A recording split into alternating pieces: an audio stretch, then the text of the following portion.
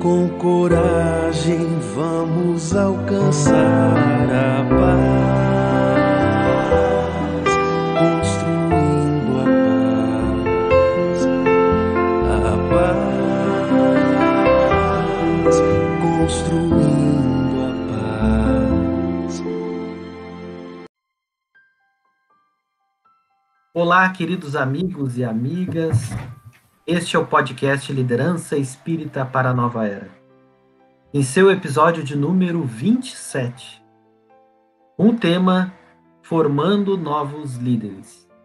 O podcast Liderança Espírita para a Nova Era é uma promoção da Federação Espírita do Rio Grande do Sul, através da sua vice-presidência de unificação, pela área de formação de lideranças espíritas. Eu sou Fabiano de Souza e me acompanham nesse episódio Carolina Reis, Juliana Farias, Maicon Amarante e a nossa convidada especial, Maria Elizabeth da Silva Barbieri. Para que possamos iniciar as nossas reflexões, faremos a leitura da página intitulada Um pouco de Fermento, do livro Fonte Viva, pelo benfeitor Emmanuel, pelas mãos abençoadas de Francisco Cândido Xavier. Peço ao nosso querido amigo e irmão Michael que realize a leitura desta página para nós. Não sabeis que um pouco de fermento leveda a massa toda? Paulo, primeira epístola aos Coríntios, capítulo 5, versículo 6. Ninguém vive só. Nossa alma é sempre núcleo de influência para os demais. Nossos atos possuem linguagem positiva. Nossas palavras atuam à distância. Achamo-nos magneticamente associados uns aos outros. Ações e reações caracterizam-nos à marcha. É preciso saber, portanto, que espécie de forças projetamos naqueles que nos cercam. Nossa conduta é um livro aberto. Quantos de nossos gestos insignificantes alcançam o próximo, gerando inesperadas resoluções? Quantas frases, aparentemente inexpressivas, arrojadas de nossa boca, estabelecem grandes acontecimentos? Cada dia emitimos sugestões para o bem ou para o mal. Dirigentes arrastam dirigidos. Servos inspiram administradores. Qual é o caminho que a nossa atitude está indicando? Um pouco de fermento leveda a massa toda. Não dispomos de recursos para analisar a extensão de nossa influência, mas podemos examinar-lhe a qualidade essencial. Acautela-te, pois, com o alimento invisível que fornece às vidas que te rodeiam. Desdobra-se-nos o destino em correntes de fluxo e refluxo. As forças que hoje se exteriorizam de nossa atividade voltarão ao centro de nossa atividade, amanhã. Do livro Fonte Viva, Chico Xavier, Emmanuel.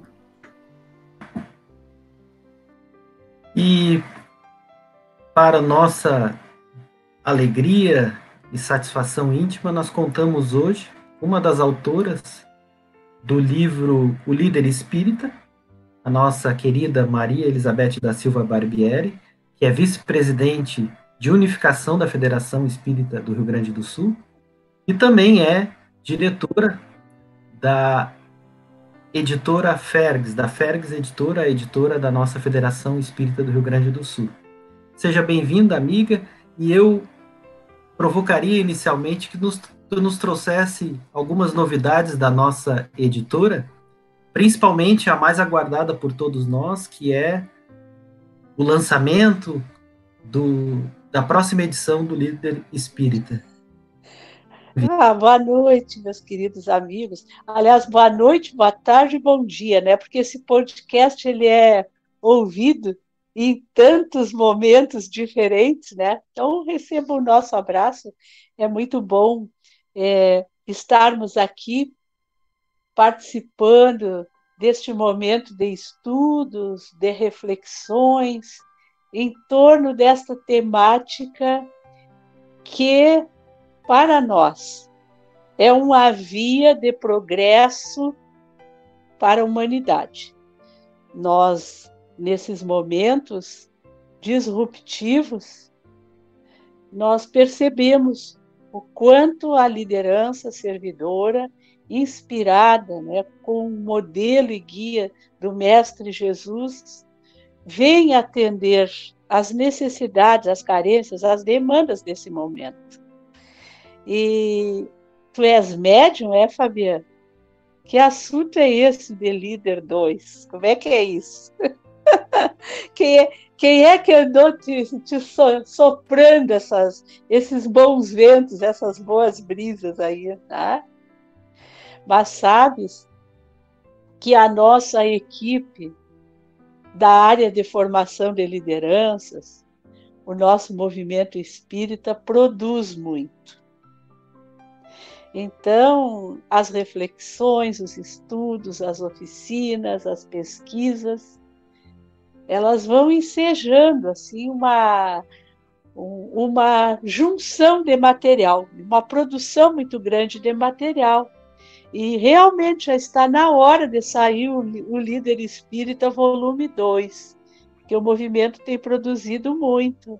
Desde que nós lançamos o Líder Espírita, aí já se vai mais de um lustro, não é?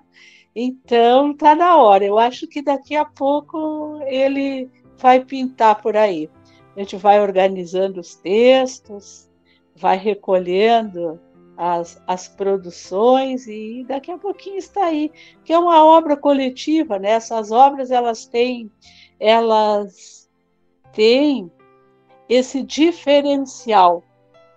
A gente põe muita coisa no papel, normaliza muito texto, mas quando se fala de liderança, se fala de vivências, se fala de cases, e então as pessoas vão plantando, né? E a gente vem atrás colhendo. Na verdade é isso. Então daqui a pouco o Líder 2 vai estar por aí para também registrar essa caminhada do nosso movimento espírita no programa de formação de liderança. Que maravilha, que ótima notícia. Bom, o nosso episódio hoje está assentado no capítulo 7º do livro O Líder Espírita. Capítulo esse que trata da formação de novos líderes. E os autores iniciam esse capítulo nos falando que formar lideranças é um plantio especial, um cultivo cheio de complexidade e uma floração cujo prazo não estabelecemos porque depende de forças do próprio solo, onde depositamos as sementes. Vale dizer que o investimento dos atuais líderes para surpreenderem novos talentos, estimulando-os à aquisição de conhecimento e ao desenvolvimento de habilidades, assemelha-se à própria ação do Mestre para conosco, aguardando que o buril do tempo nos permita superar entraves que inibem o esforço da evolução. Para seguirem o seu exemplo, os líderes carecem aprimorar o senso de observação, a fim de constatarem nos colaboradores que os cercam as potencialidades latentes, os recursos individuais, aspectos psicológicos e espirituais, a fim de realizarem investimentos de várias ordens em cada um, para estimular as potencialidades para a missão de liderar. Compreenderão os líderes cujo ponto de vista transita pela ciência da imortalidade da alma, que não preparamos lideranças apenas para o hoje, uma vez que a evolução é um processo que atravessa múltiplas vidas do espírito. Logo, os esforços para a formação de líderes são ações estratégicas que, por vezes, não colimam resultados numa única existência. E os autores, a partir dessa introdução, elencam, enumeram uma série de habilidades que necessitam ser desenvolvidas pelo líder nesse intento da formação, da descoberta, da observação de novas lideranças. E a primeira dessas habilidades é desenvolver o senso de observação, ampliar a capacidade de entender os movimentos daqueles colaboradores da sua equipe. Então, nós abrimos esta rodada de questionamentos, aproveitando a presença da nossa querida amiga, uma das autoras dessa obra fantástica, para que a gente possa avançar nessa primeira das habilidades, que é a observação. Pois então, quando a gente fala especificamente nessa questão de formação de lideranças, de novos líderes, sempre me vem à mente uma imagem de um jardineiro andando entre as flores, observando cada um.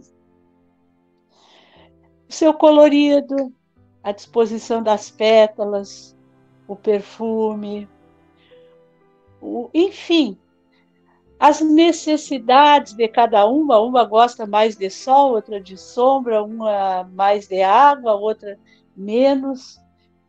Me parece uma visão assim muito precisa para a gente fazer uma analogia. O Maico é que gosta de fazer essas analogias, né, Maico? Também gosta. O jardineiro e as suas flores. A gente sempre diz que para liderar você precisa gostar de gente. E gostar de gente significa olhar e observar aquilo que as pessoas têm de melhor e também aquilo que elas precisam superar. O olhar do líder, ele precisa ser um olhar desbravador. Você precisa identificar no potencial humano as riquezas que jazem aí. E como o próprio texto ele traz, isto é um plantio para a imortalidade, porque em alguns nós vamos recolher esses resultados de uma forma mais rápida, a curto prazo, outros em médio prazo, outros a longo prazo, longuíssimo prazo.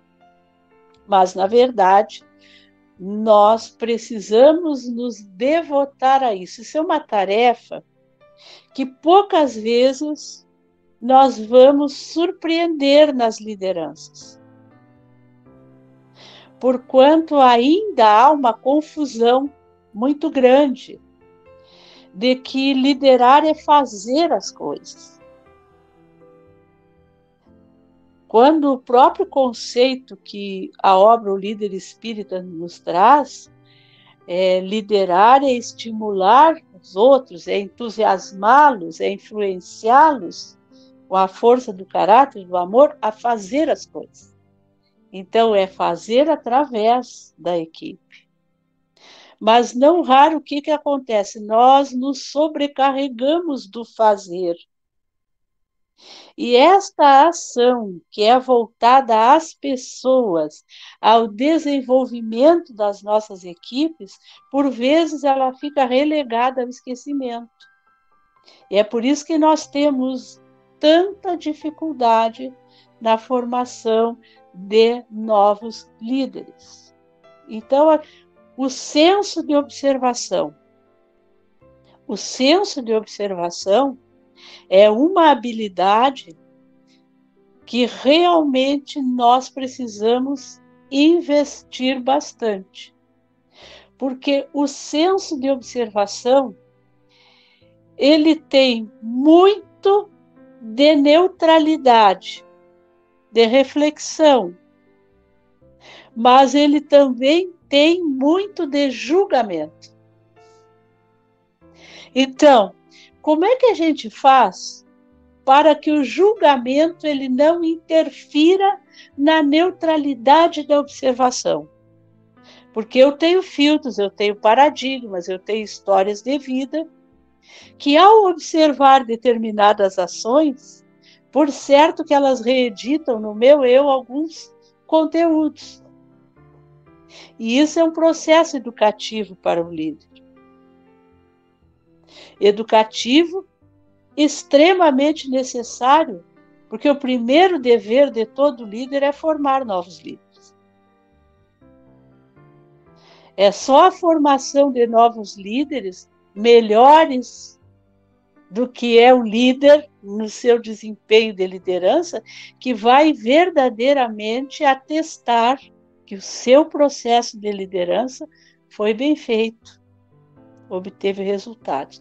Então, o senso de observação é muito importante, porque se eu não observo a minha equipe, os meus colaboradores, dificilmente eu vou conseguir identificar as competências para a formação de uma liderança. Então, a gente precisa observar muitas coisas. As ações, as reações diante do imprevisto, diante das pressões, a capacidade de se disciplinar. Há pessoas que têm mais facilidade. Outros, você precisa investir mais na disciplina, mostrando a eles o porquê que a disciplina é importante, porque aquele que não é um bom liderado dificilmente será um bom líder. A gente, para ensinar caminhos, nós precisamos passar por eles. Senão, nós vamos ventilar esses caminhos em tese. Observar a capacidade criativa que as pessoas têm. Verificar como é que é essa oscilação de produtividade, a oscilação de humor, a capacidade que a pessoa tem de ser solidária, de auxiliar a equipe, de trabalhar em benefício da equipe, se ele é flexível, se ele é capaz de avaliar e refletir em relação a ideias que são diferentes das dele, como é que ele expõe as suas ideias, como é que ele compartilha seus pontos de vista, como é que ele acolhe o compartilhamento dos demais, qual é a visão que ele tem da instituição que ele serve, da equipe com a qual ele trabalha, se ele é leal. Então, isto é um senso de observação que durante o tempo inteiro ele precisa comparecer, porque se o líder não tiver por hábito exercer o senso de observação, provavelmente muitos talentos vão passar sob as suas vistas e ele não vai identificar. Vai perder muitas riquezas na sua equipe. Isso não é simples, né, Fabiana? Isso é cansativo. Isso é extenuante. Mas é necessário. E normalmente, quando a liderança desenvolve o hábito de observar os seus liderados, isso vai, em um certo momento, isso vai se tornando quase uma questão automática, assim. Né?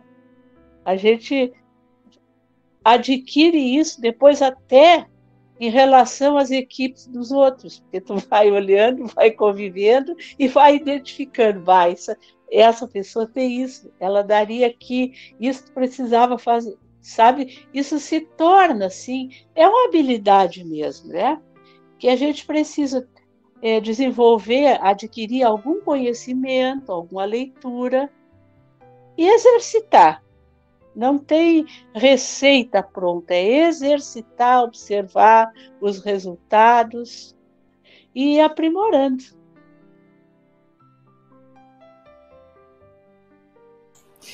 Pet, enquanto tu falavas, e a gente vai viajando na tua fala, é tão bacana porque tu começa a tua reflexão trazendo uma analogia, como tu bem disseste, né? É algo que me cativa muito, facilita a compreensão, é fácil a gente construir o raciocínio.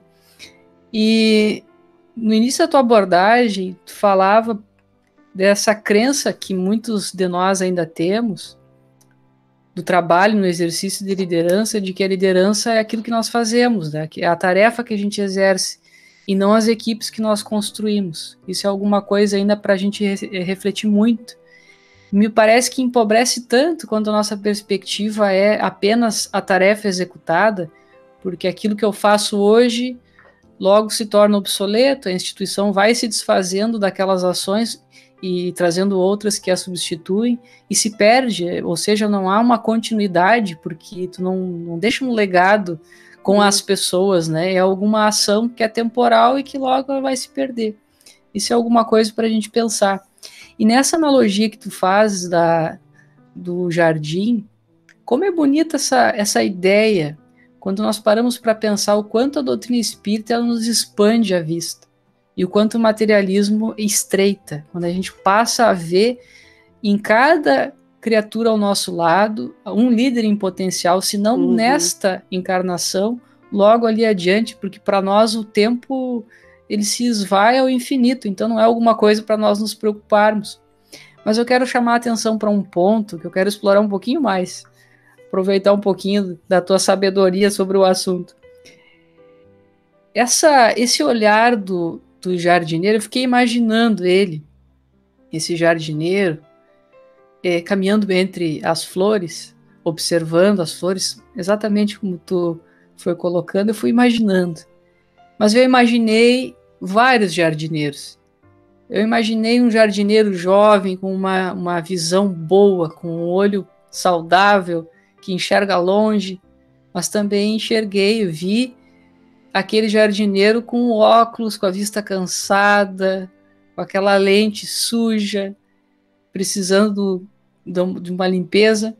E tu toca nesse ponto quando tu fala dos paradigmas que nós carregamos, das visões de mundo, das nossas crenças, das nossas limitações, enfim.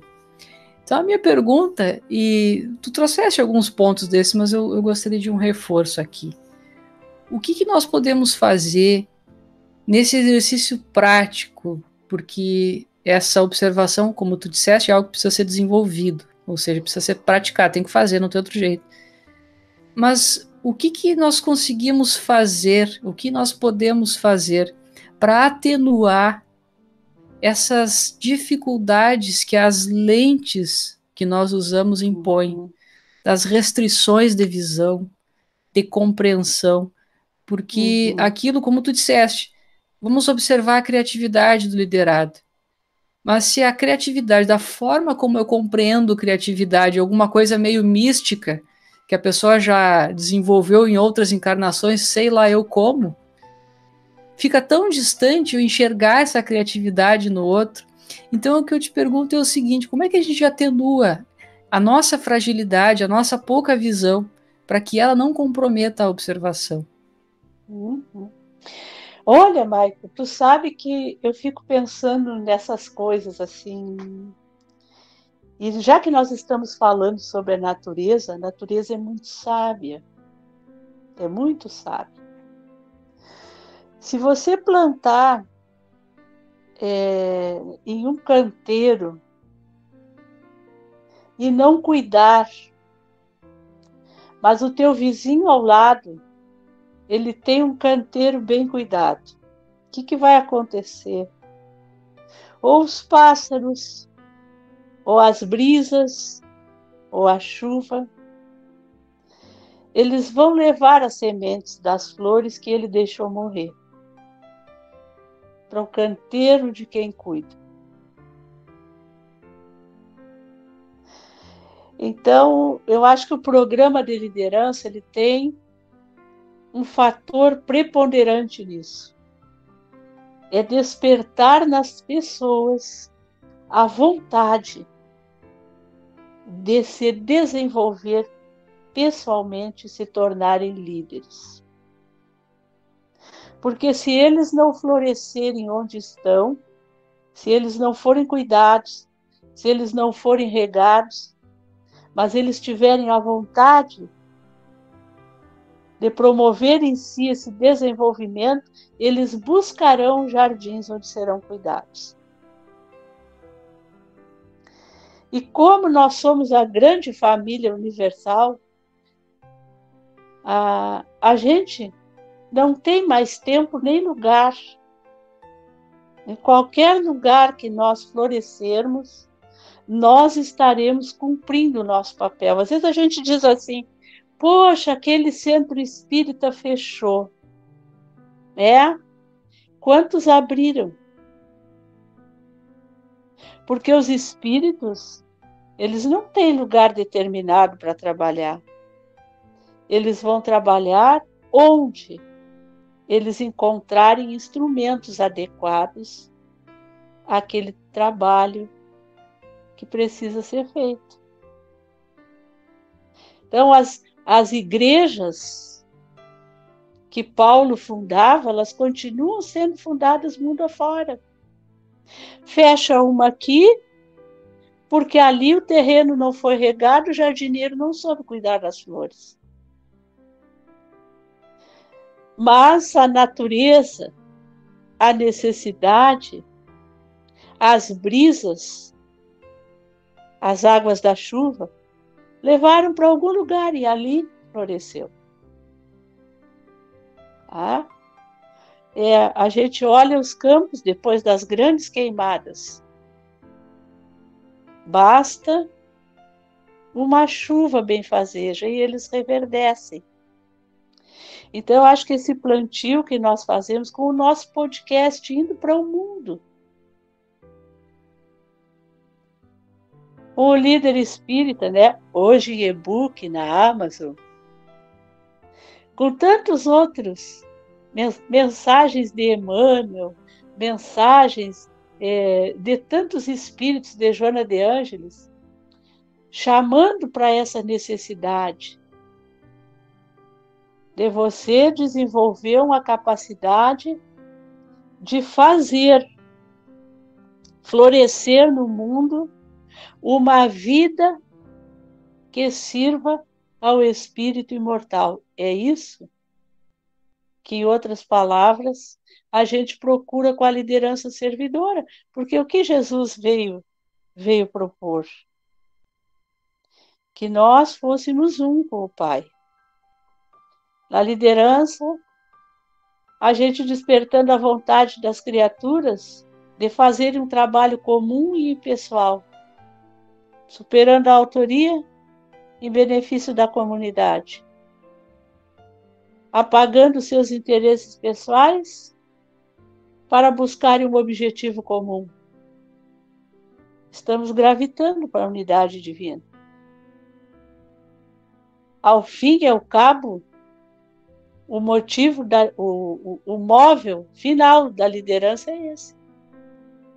E hoje você agrega em torno de uma tarefa, de um objetivo, de um programa, de um projeto. Eles vão aprendendo a se agregar em torno dos objetivos maiores da vida, né?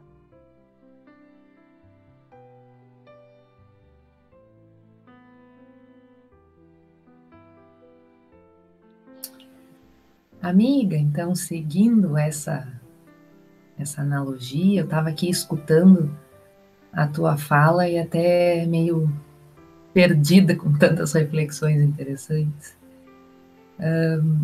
Mas assim, a gente comentou sobre esse olhar assim desbravador, né? Que se precisa ter, que a liderança precisa ter para conseguir de fato observar os seus liderados de forma sem julgamento, assim, né?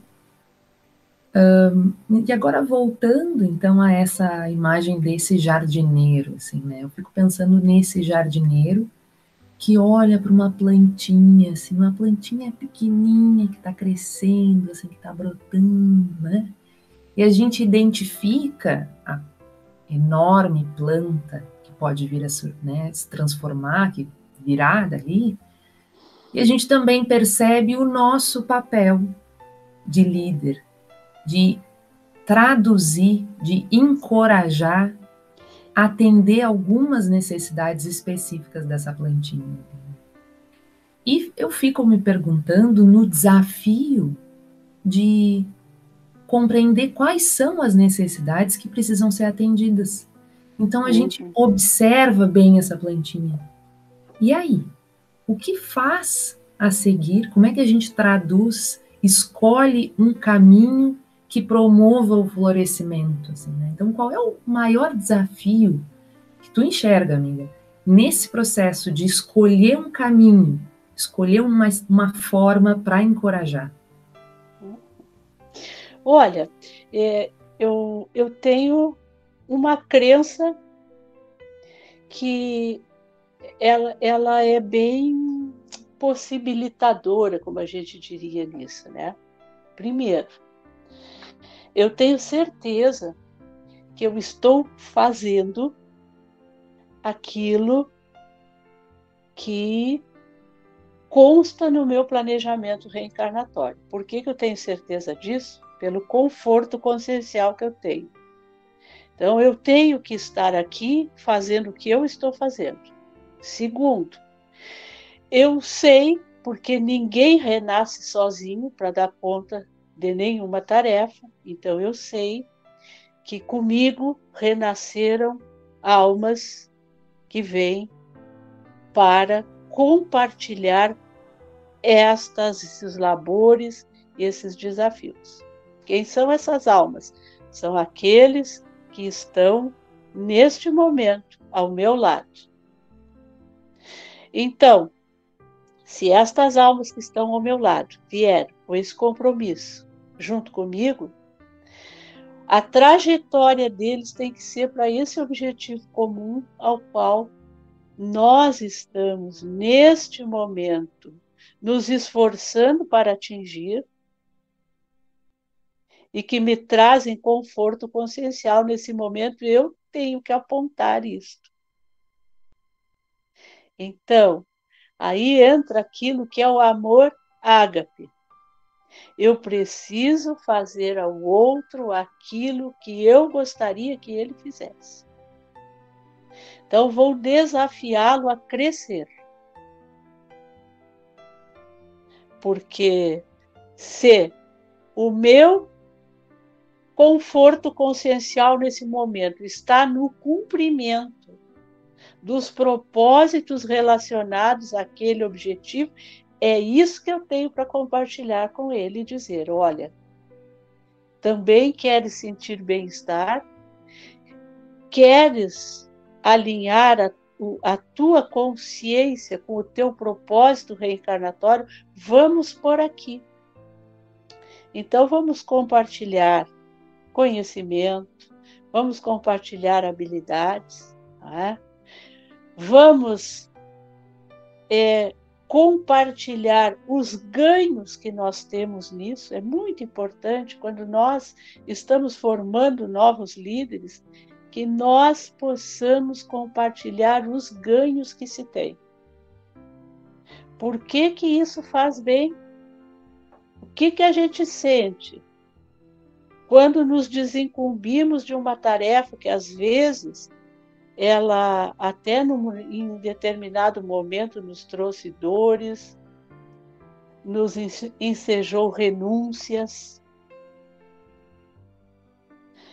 nos macerou, né? Que nem o chazinho lá para soltar o sabor precisou ser macerado.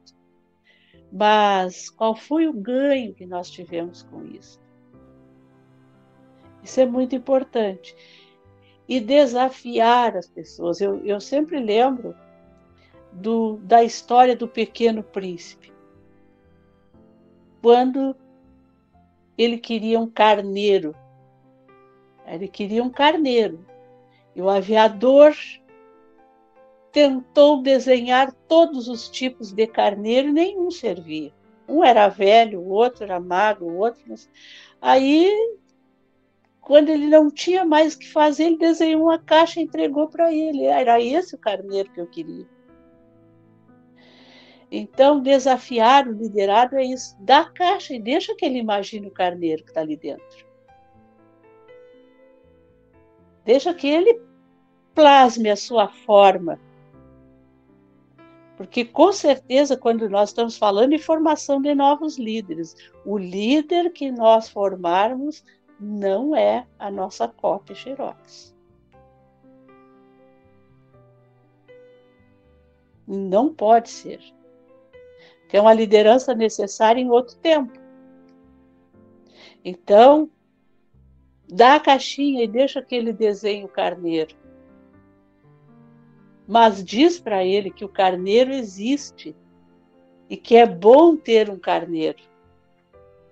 Mesmo que esse carneiro lá adiante vá comer a única rosa que ele acha que é a mais bela.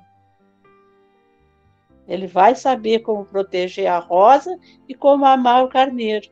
Tá? Então é muito bom a gente olhar assim para alguém com todos esses potenciais, se debatendo, porque normalmente quem tem potencial de liderança são pessoas voluntariosas, são pessoas questionadoras, são pessoas com capacidade de inovação. E esses são os líderes que a gente vai formar, sabe? Não é aquele que olha para a gente e diz assim, não é, mesmo que não concorde, diz amém para tudo. Esse ainda vai ser um líder a longo, longuíssimo prazo. Tá? Mas aquele que te defronta, que questiona toda hora, que sempre tem alguma ponderação diferente da sua, que não tem carneiro que sirva, sabe? É esse aí. É esse que a gente realmente precisa amar, né? Nessa tua fala, tu já nos trazes algumas tintas da próxima habilidade apresentada no capítulo, Formando Novos Líderes, que é aprender a amar todos os seus colaboradores. É verdade. Isso do amor-ação, do amor ágape, que assegura ao líder auxiliar o progresso dos seus liderados. Carol, traz algumas perguntas para a nossa Beth? A gente está aqui, para cada pergunta, a Beth traz umas 3 respostas, né, amiga?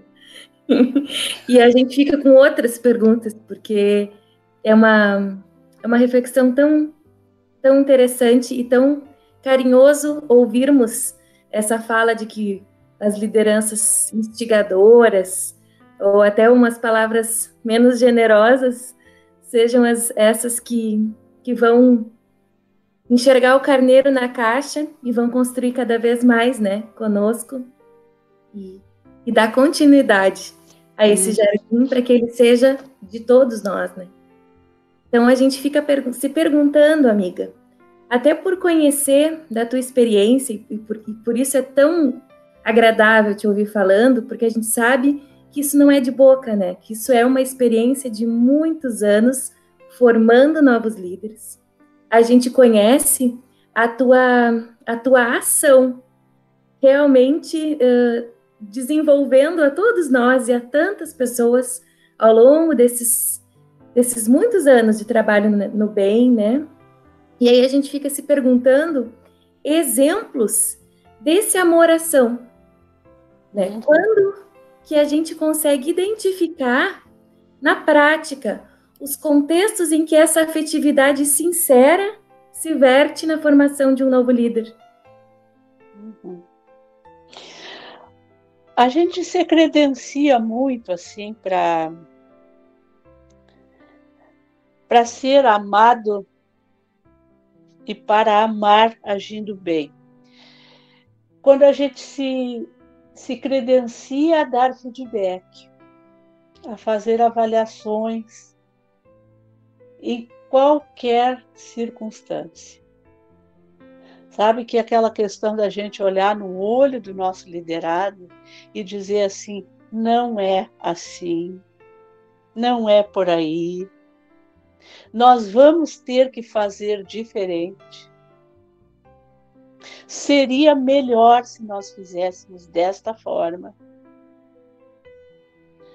porque existe uma dificuldade, a gente conversa muito e às vezes até faz alguns aconselhamentos a lideranças que têm muita dificuldade no momento de trazer aos seus liderados algum feedback corretivo. Porque nós ainda temos um conceito que às vezes nos faz querer sermos bonzinhos, querermos ficar de bem com o mundo, mesmo compactuando com coisas que não estão adequadas. E não percebemos que, agindo assim, nós estamos comprometendo tanto a nossa trajetória existencial quanto daqueles que confiam em nós. É Jesus que diz que dois cegos juntos vão acabar caindo no mesmo fosso, no mesmo buraco. Pois então, o líder que ama os seus liderados é aquele que age bem. Olha, nós somos seres ainda cheios de imperfeições. E às vezes nós não gostamos de determinadas pessoas. Nós temos que admitir isso. Há pessoas com as quais nós não temos afinidade. Há pessoas que trabalhar com elas é sofrível. Porque elas têm princípios, elas têm posturas muito diferentes das nossas. Mas se Jesus as trouxe para o nosso lado, é ali que elas precisam aprender conosco e nós com elas. Então, nesse momento, é um dos grandes desafios do amor ágape. Eu posso não gostar do meu liderado, mas eu tenho que agir bem com ele. É o que Jesus fez com Judas. É o que ele fazia com Pedro, quando Pedro não entendia uma linha do que Jesus dizia, porque teve um momento assim que ele não entendia absolutamente nada. Custou, né, a compreender a proposta do mestre. Então, é na hora em que a gente tem que falar. E às vezes a fala da gente é uma fala que não afaga. É uma fala que nem o enfermeiro fazendo curativo. Ele tira a casca grossa e vai doer. Às vezes tem aquela fala que é bisturi, porque tem um tumor ali. Você precisa drenar. É aquela fala que é curativo, que precisa colocar algum antisséptico e vai arder. Mas aí é o momento em que a gente tem que fazer o nosso liderado sentir que aquilo ali é para que no outro dia a ferida já esteja com um indício de cicatrização, a dor do tumor, que ele já drenou, já não está tão grande. E como é que a gente faz para se credenciar para esses momentos? É exatamente dando os feedbacks nos momentos bons, quando a criatura acerta. Não é bajular, não é elogiar. Não, é avaliar o trabalho. É avaliar a atitude. É enaltecer o esforço para o conhecimento, porque aí a pessoa sabe, não, mas tantas vezes isso me chegou de uma forma positiva, se agora está me chegando de uma maneira corretiva, precisa ser. E a gente também não pode, não dá para a gente ficar na dependência disso. Mas o que A ou B vai pensar? Não. Ele não tem que pensar, ele tem que saber o que eu estou dizendo. O líder precisa ser transparente com os seus liderados. Antes dele dizer, eu gosto muito Quando as pessoas me dizem assim, eu tinha certeza que tu ia falar nisso. Tu ia dizer isso. Eu sabia que tu ia dizer isso. Então tá, continua sendo transparente, porque é assim que a gente ama as pessoas, com amor ágape. Não é sendo bonzinho, não é passando a mão na cabeça toda hora. Tá? Os melhores líderes com quem eu trabalhei sabiam afagar e sabiam, como diz um autor, o James Hunter, que hoje a gente não usa mais esse termo, mas ele usa e eu vou repetir. Ele diz que os excelentes líderes são aqueles que afagam, mas que sabem dar palmada na hora certa. A palmada hoje não se usa mais, né? Mas é a terminologia que ele usa no livro e a gente entende o que ele quer dizer. Tá? Esses fazem crescer. Beth, avaliando a tua fala, me veio a lembrança desse amor ágape representado na parábola do semeador. E aí eu gostaria de conjugar um questionamento a ti que trata da habilidade da observação, mas ao mesmo tempo sobre essa ótica do amor ação e do amor ágape. Porque se nós avaliarmos de uma maneira pragmática e imediatista, caberia o semeador lançar todas as suas sementes, todo o seu estoque de sementes no melhor solo. Mas há na parábola um ensinamento maravilhoso em torno da diversidade e do esforço que cabe ao semeador adentrar no solo de pedra e espinhos. E que tu comentaste esta questão daqueles liderados mais arrependidos. Um termo aqui no Rio Grande do Sul, né, mais chucros, né? E não aqueles dóceis, os indomados, né, pensando no cavalo, né, e na doma, e todos esses aspectos aqui da nossa tradição.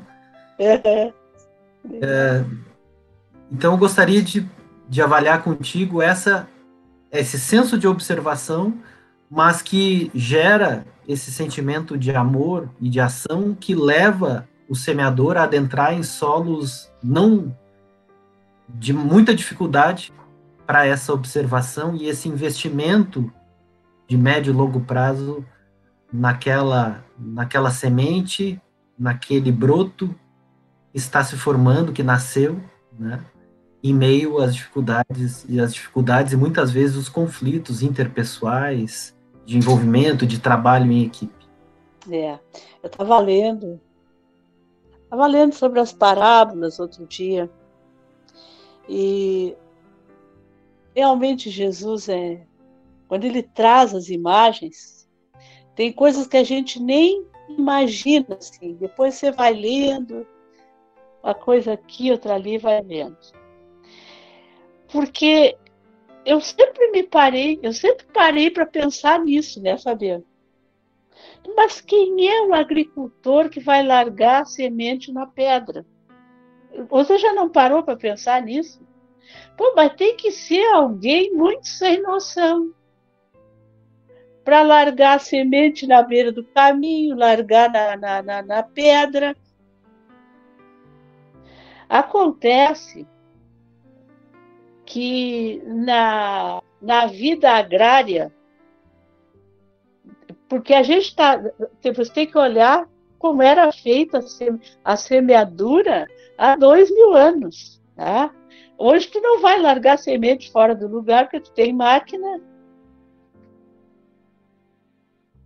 que são precisas, colocam dentro das leiras, né? Mesmo que você vá semear manualmente, tu tem técnicas, mas naquela época eles tinham um arco, tá? E que eles colocavam a semente e iam jogando em círculo para pegar a maior extensão de terra possível. Então, é claro que ao jogar em círculo, havia sementes que, ao fazer o arco, elas caíam à beira do caminho.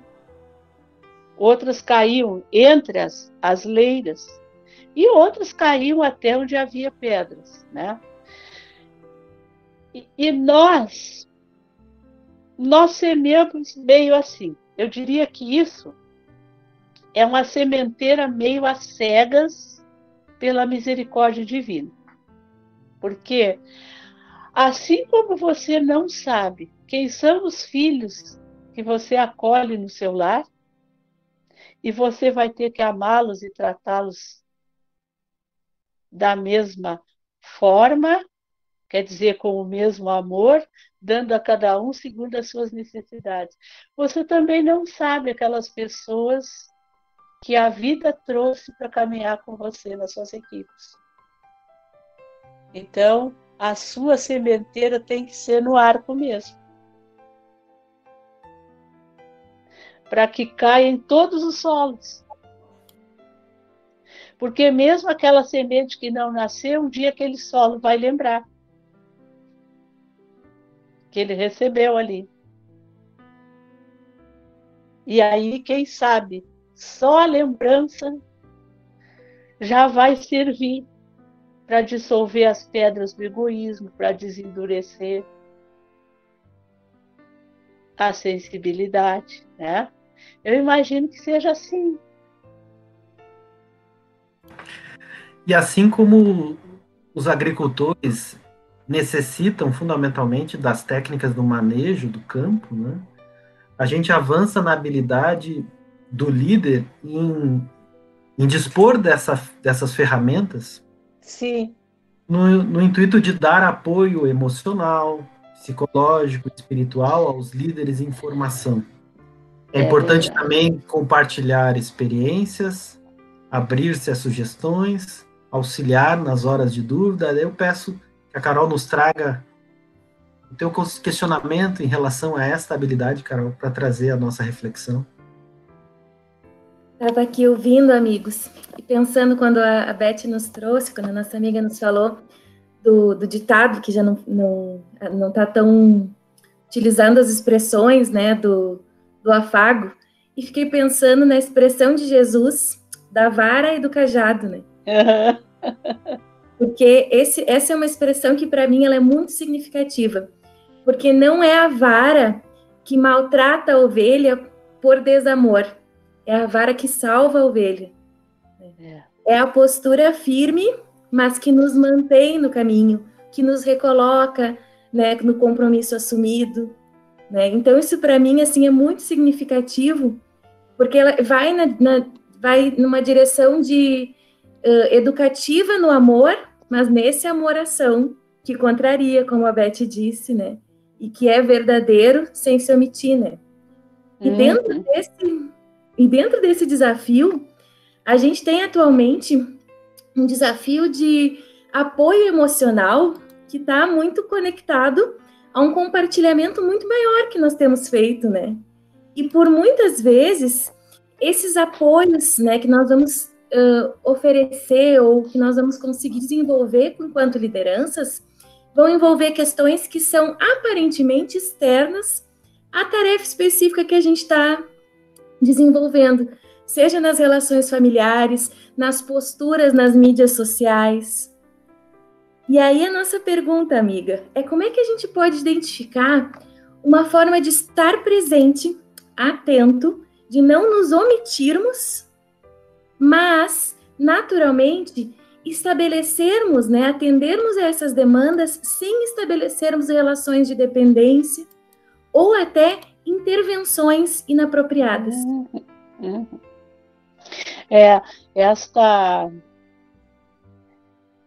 Isso é um processo de convivência que efetivamente passa muito assim porque o que acontece?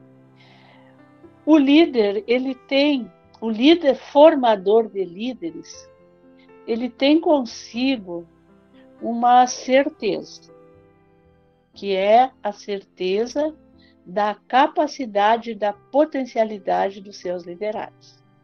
A gente tem certeza que as pessoas são capazes. Então, isto já desenvolve um respeito recíproco. Primeiro, pela individualidade, pela liberdade de cada um. Porque é muito interessante, assim. E agora eu fiquei pensando no Pequeno Príncipe, né? O príncipezinho, quando ele conseguiu cativar todo o afeto que ele veio buscar na Terra, ele foi embora. Então, uma das questões mais desafiadoras que o líder vive é o ir embora do liderado. Isso se dá de muitas formas. Às vezes é a desistência. Eu não quero mais. Apesar de tudo que a gente fez e investiu, mas eu não quero. Eu tenho conhecimento, eu tenho habilidade, mas eu não tenho atitude, eu não quero liderar agora. Não quero. Eu vou fazer alguma outra coisa da vida nesse momento.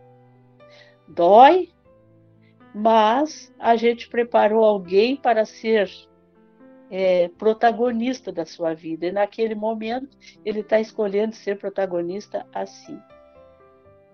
Mas tem outro ir embora, que é quando ele se torna realmente líder e ele sai da sua esfera de sugestão, ele sai da sua esfera de deliberação e é ele que vai conduzir a equipe que um dia você conduziu e você não tem mais acesso.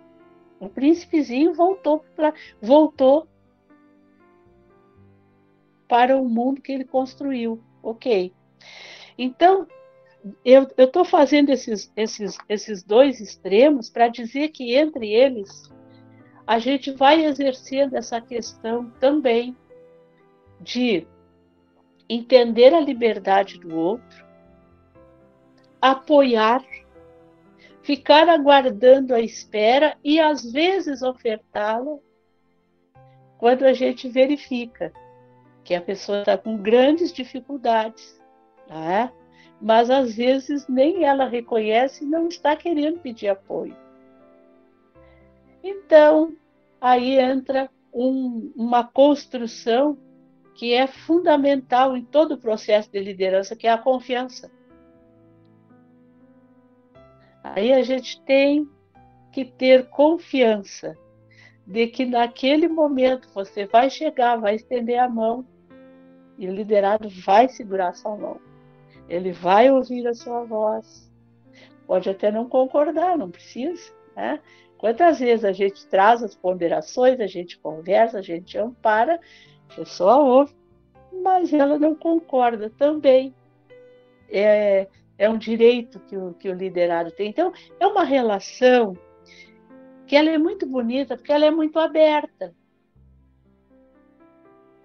Porque existe um aspecto, estamos falando de liderança, e um aspecto é o da tarefa.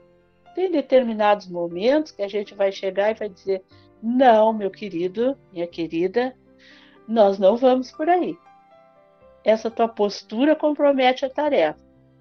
Ou nós vamos retificar esse processo, ou você vai ter que ficar um pouquinho fora disso. É uma coisa. Isso diz respeito à tarefa. A outra coisa diz respeito à vida pessoal das criaturas. E às vezes você pode me dizer, mas eu no momento não consigo fazer essa tarefa porque eu estou passando por um problema que tu não tem noção o que é. Posso ajudar? Não, ninguém pode me ajudar. Bom, a gente tem que dar o tempo. E como tu diz, não dá para criar dependência, porque senão o que acontece?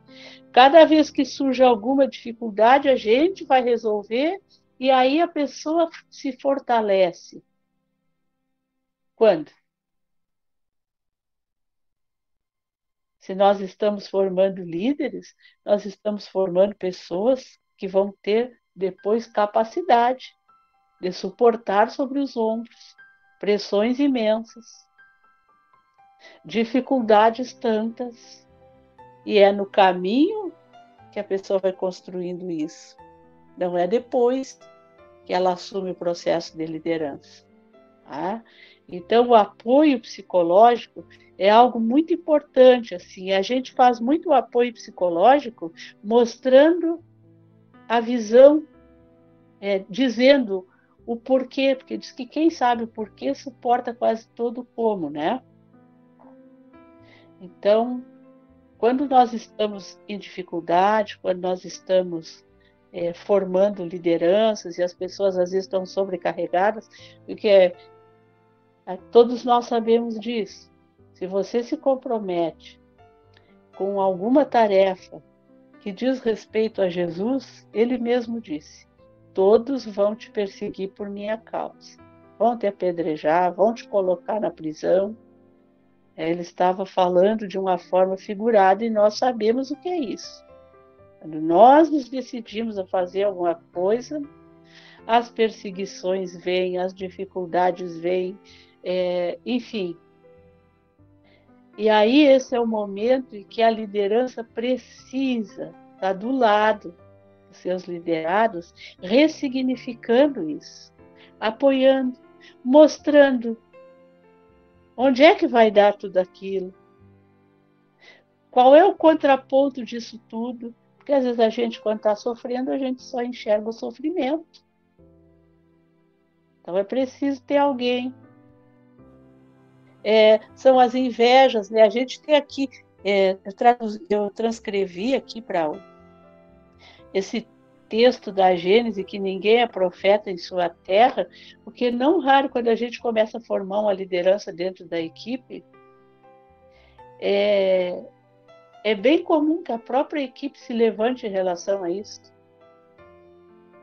Principalmente se às vezes é a pessoa mais jovem, às vezes é o que chegou há menos tempo na equipe. Não devia, mas como nós não temos um processo de sucessão definido ainda no movimento espírita, e não se falava muito nisso, em alguns lugares ainda não se fala, se criam muitas expectativas, que a gente às vezes nem sabe muito bem de onde vem e por que vem, mas se criam expectativas. E quando elas não se confirmam, e a liderança opta, às vezes, por um outro caminho, às vezes é de dentro da própria equipe que vem as pedradas, que vem os espinhos, que vem as perseguições. Então, esse é um momento muito importante também para se exercer esse amparo, esse apoio psicológico, espiritual, né? Que se compartilha as experiências. São momentos bem importantes, que às vezes a gente não tem com os nossos liderados. Essas conversas que transcendem as tarefas. A gente faz muita reunião, senta, programa, planeja, avalia, mas às vezes esse momento assim, de compartilhamento de experiências, de escuta, a gente às vezes não empreende isso, e é importante. Amiga, então você falou sobre os jovens líderes, né? A liderança na juventude. Gostaríamos de te perguntar um pouquinho mais sobre isso, aprofundar um pouco, porque parece que para dar esse apoio emocional, psicológico, espiritual, talvez nós tenhamos que ter um pouco de generosidade nas nossas interpretações e nas nossas expectativas, né?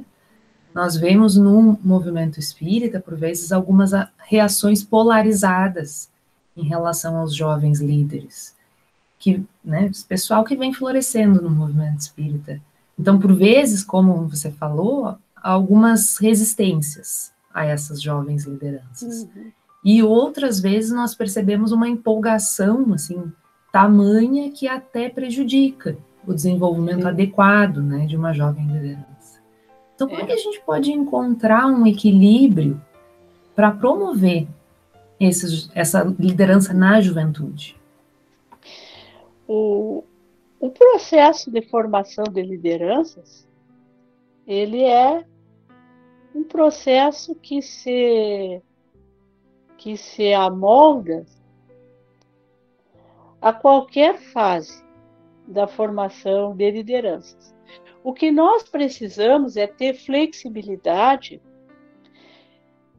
naquilo que nós vamos propor. Por exemplo, você olha Paulo. Paulo foi um jovem líder. Paulo complicou a vida dele horrores, né? Ele não precisava ter sido tudo aquilo. Se ele não fosse tão impulsivo, não tivesse apedrejado Estevão, minutos depois ele ia saber que o Estevão era irmão da Abigail, não tinha acontecido tudo aquilo, ele tinha casado com a Abigail, ela não tinha morrido de tristeza e tal. Mas, se ele tivesse ouvido Gamaliel, por exemplo, quando Gamaliel diz para ele, olha, esse pessoal da Casa do Caminho é gente boa, não precisa fazer isso com eles só querem, não adiantou. Tá? Mas quando ele se deu conta, caiu do cavalo literalmente lá e resolveu seguir Jesus, ele foi buscar o quê? Ele precisava trabalhar. Ele precisava divulgar a doutrina de Jesus. Ele foi procurar o que podia na época, procurou o pai. O pai não quis dar a fortuna, não quis dar o dinheiro, ele não pôde voltar para a sinagoga. Então ele foi procurar uma profissão que desse flexibilidade. O que ele disse? Eu vou fazer calçada onde eu estiver, porque eu preciso me manter. E se eu não puder fazer calçado, não puder fazer... Aliás, se eu não puder fazer manta, se eu não puder, eu vou fazer calçado. Então, às vezes, até isso, a gente tem dificuldade de orientar o jovem e parece que ele só consegue trabalhar depois que ele terminar a universidade, depois que ele tiver um emprego, e não é isso. Ele pode trabalhar a qualquer tempo, só que ele tem que descobrir uma forma de se manter. Isso, às vezes, ninguém tem esse tipo de conversa com o jovem. Olha, o que tu pode fazer para gerar renda? Tu queres cursar uma universidade? Ok, tu vai fazer isso EAD? Qual é a profissão? Qual é o compromisso que tu queres ter com a doutrina espírita? Tu queres servir? Porque tem muito jovem que traz isso como compromisso reencarnatório. Só que chega aqui, o que acontece? As criaturas, elas não conseguem ter uma orientação para aquilo. Não consegue. Então parece assim que para tu ser um líder espírita jovem, tu tem que abrir mão do teu estudo, tu tem que abrir mão da tua família, e aí fica muito difícil. Porque nem todo mundo traz os compromissos idênticos. Nem todo mundo precisa ter uma dedicação de 24 horas diárias à doutrina espírita, não é isso. Então, isso é uma falta de visão, exatamente porque o programa de formação de lideranças ainda não é conhecido e vivenciado. Porque quando nós tivermos isso, nós vamos ter a forma de encaminhar os nossos jovens para os postos de liderança. Se tivermos que fazer equipes de liderança, por que não? Por que a gente não pode fazer um colegiado para tomar conta de uma área, por exemplo? Tem que ser um diretor. Por que a gente não pode ter um colegiado para dirigir um centro espírita? Tem que ser o presidente, o vice, por quê? Então, são paradigmas que aos poucos vão se reestruturando e a gente precisa ter a mente aberta, a gente precisa ser flexível para que nós possamos ir encaminhando essas questões. E mais assim, nós também esse conflito de gerações, né? Porque não é só por parte dos mais velhos que existe essa resistência. Também existe uma certa resistência, às vezes, por parte dos jovens, em se conectarem, trabalhar e procurar ajudar. Porque nós temos uma questão assim, o pessoal mais antigo, eles têm uma característica fantástica, eles são comprometidos com o trabalho, são daquelas pessoas que, depois de eles dizerem que eles vão fazer, eles fazem com o sacrifício da própria vida. Então, isso às vezes cria também algum estranhamento, com algum descomprometimento que por vezes surge. Tá? Não é todo mundo que consegue passar por cima de uma tarefa dada e não cumprida. Então, são processos que só um diálogo, só uma construção de um trabalho de formação efetivo de lideranças implantados na nossa seara vai dar conta. Claro que tem as exceções, né? É aquelas almas resolutas que superam tudo, todos os bloqueios, todas as dificuldades e se afirmam. A gente tem visto hoje muitos jovens em postos de liderança, mas muitos deles tu vê que foi uma caminhada solitária e que não raro chegaram e assumiram porque, como eles costumam dizer, não tinha ninguém para fazer. Isso é muito duro a gente ouvir, não é? Porque as criaturas sofrem muito quando chegam num determinado contexto dessa forma. E às vezes tu vê uma liderança que se exauriu ao longo dos anos e não conseguiu aproximar aqueles talentos que estavam próximos, talentos jovens, cheios de vontade. Então é um desafio mesmo, um grande desafio. Beth, minha amiga, eu te fazer um convite para a gente voltar para a lavoura agora, nossa lavoura de flores. Estava imaginando aquela analogia ainda do plantio, né, da semeadura, e até a forma como a gente encara o tempo, pensando nas comunidades rurais, é diferente. As coisas são pensadas no tempo de uma colheita, e às vezes é um ano, às vezes são meses, e a cada ciclo as suas rotinas, né, as suas atividades que se desenrolam naquela comunidade. Mas esses ciclos eles vão se sucedendo até um ponto em que aquele plantador, aquele que cultiva a terra, ele precisa passar adiante, ele precisa entregar a lavoura para aquele que vai lhe suceder.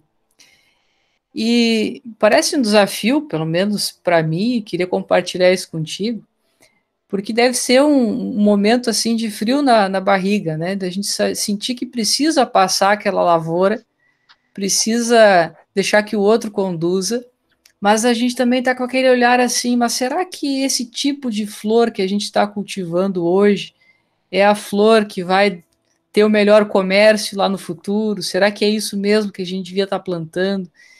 A minha pergunta, Beth, é o seguinte: quando nós pensamos na sucessão, na formação de novas lideranças, no servir e passar, é um desafio a gente imaginar o futuro da instituição, porque a liderança necessária para o hoje pode não ser a necessária para amanhã. Qual é o olhar que a gente pode ter para desenvolver essa visão de mais longo alcance, essa visão de mais longo prazo, para que a nossa formação de lideranças ela possa ser mais adequada ao futuro das nossas instituições, porque não raro nós estamos com a lente focada para o passado, para as nossas próprias experiências, para a lavoura do jeito que eu plantei, e não para as necessidades do plantio do amanhã. O que tu tens a compartilhar para nós nessa perspectiva, minha amiga? Olha, o líder servidor não tem o direito de olhar para o passado, a não ser para agradecer. Passado, para nós, líderes inspirados em Jesus, é motivo de gratidão e é alicerce. O líder tem que ser ousado. Ele tem que enxergar mais longe. Isso é compromisso de liderança. Ter visão de futuro e saber compartilhar essa visão de futuro. Então, quando nós estamos formando sucessores, nós estamos compartilhando o que nós pensamos para a instituição e preparando para atingir esta visão, que precisa ser arrebatadora. Porque a visão do Espiritismo é arrebatadora. Lá em Prolegômenos a gente já vai ler quando os Espíritos dizem, né, que eles colocaram no trabalho que é deles ali, trabalho que é nosso, eles dizem, é um trabalho comum. Eles colocaram a base de um edifício que vai reunir toda a humanidade. Olha a visão de futuro. Toda a humanidade. Com um sentimento de amor e caridade. E ao longo da codificação, eles vão dizendo que o Espiritismo vai tornar melhor o homem, que vai tornar melhor as massas, que vai se tornar a crença comum da humanidade, que os princípios espíritas vão fazer com que os homens adequem os seus usos, os seus hábitos, as suas relações sociais. Então, esta visão de futuro do Espiritismo é a visão do espírito imortal sempre na senda do progresso. Tá? E é claro que nós, líderes, nós somos limitados na nossa visão. Mas quando nós somos inspirados pelos princípios do Espiritismo, a gente tem esta visão de que a instituição deve ir sempre para frente, para o alto. É esse esforço. O presidente Jason, quando escreveu Educação dos Sentimentos, ele diz isso. A gente tem que ousar para a frente e para o alto. Ousar para a frente é conhecimento. Ousar para o alto é virtude. Então, esse investimento que a gente faz e que a gente vai compartilhando com aqueles que vão nos suceder, vai fazendo que nem tu faz assim, ó, já viu uma pessoa na rampa ali para pular de ultraleve ou de asa delta?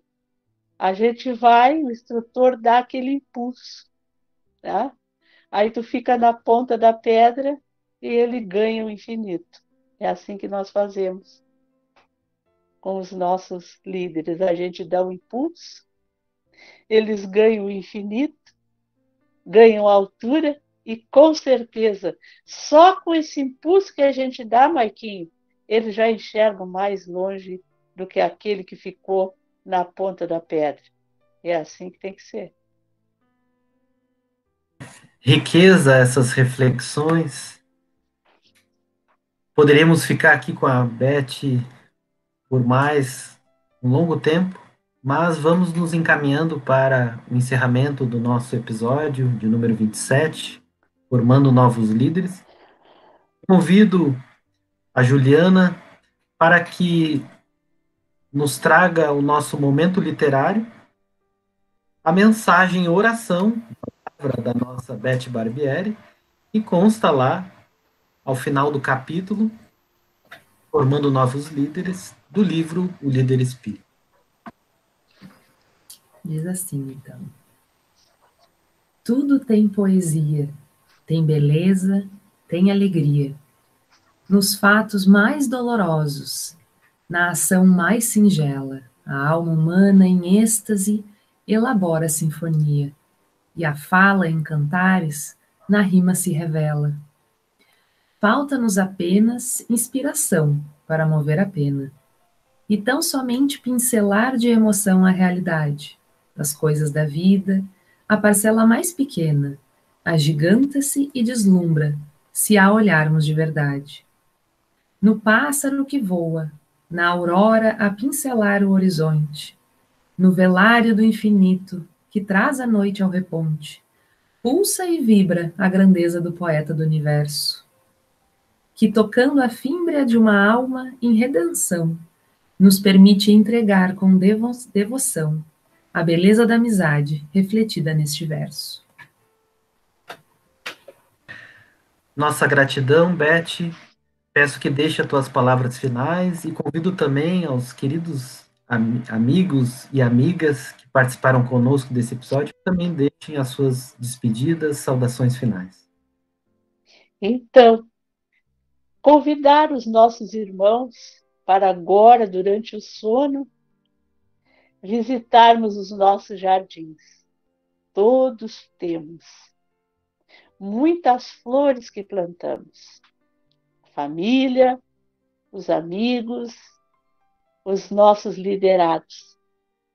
Vamos andar entre as flores, sorver os seus perfumes, contemplar as suas belezas e sermos muito gratos a Deus por florir as nossas vidas com tantas almas queridas. Obrigado, queridos, pelo convite. Foi muito bom estar com vocês. Agradecemos, amigos, então, a participação. Beth, querida, muito obrigada pelas reflexões. Amigos, amigas, a nossa gratidão sincera por essa reflexão tão importante, tão cara aos nossos corações, esse tema que é tão especial e que nós temos nas lides espíritas, na singela contribuição que temos podido fazer, a nossa maior alegria tem sido não a das tarefas, a dos resultados em projetos, em publicações, mas a alegria da família que a gente angaria na espiritualidade, né? A alegria dessas belas flores que florescem, dessas sementes que geram muitas laranjas, né? A alegria de vermos os convites aceitos, os potenciais se desenvolvendo para além da nossa visão.